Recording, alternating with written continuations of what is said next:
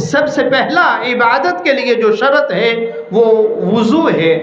وضو کے بارے میں قرآن کہتا ہے یا ایھا الذین آمنوا اذا کنتم الی الصلاۃ فاغسلوا وجوہکم وایدیکم الی المرافق۔ یہ وضو کا ذکر کرتے ہوئے اہل ایمان کو یہ حکم دیا جاتا ہے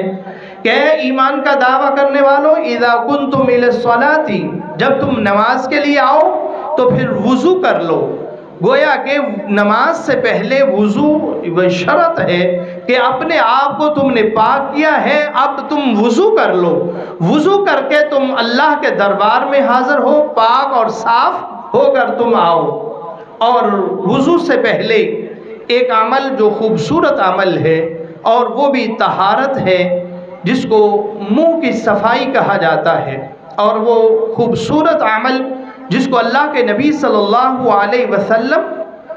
اس قدر پسند فرماتے، اور آقا علیہ السلام کی احادیث کا اگر مطالعہ کیا جائے اور رسول کائنات صلی اللہ علیہ وسلم کی سیرت کا اگر مطالعہ کیا جائے تو اللہ کے نبی صلی اللہ علیہ وسلم کا یہ عمل اس قدر اہم اور اس کثیر تعداد میں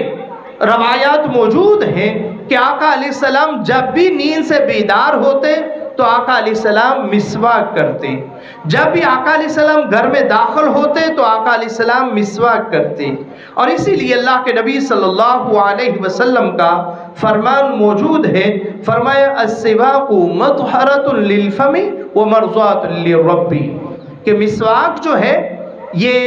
ایک تو منہ کی صفائی ہے، منہ کی طہارت ہے، اور ایک تمہارے اللہ کی رضا بھی ہے،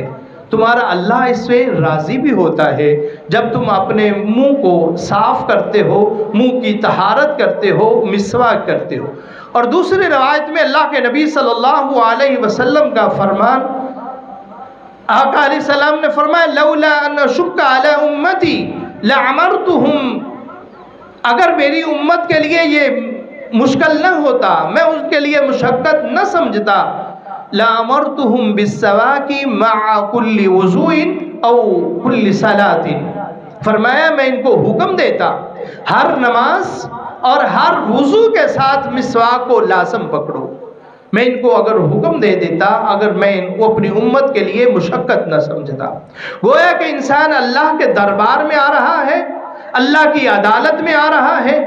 تو اپنے آپ کو صاف، جس طرح لباس کو، جسم کو پاک اور صاف کرنا ہے، ایسے ہی انسان اپنے منہ کو صاف کرے جس کے ساتھ اس نے اللہ کی تعریف کو بیان کرنا ہے۔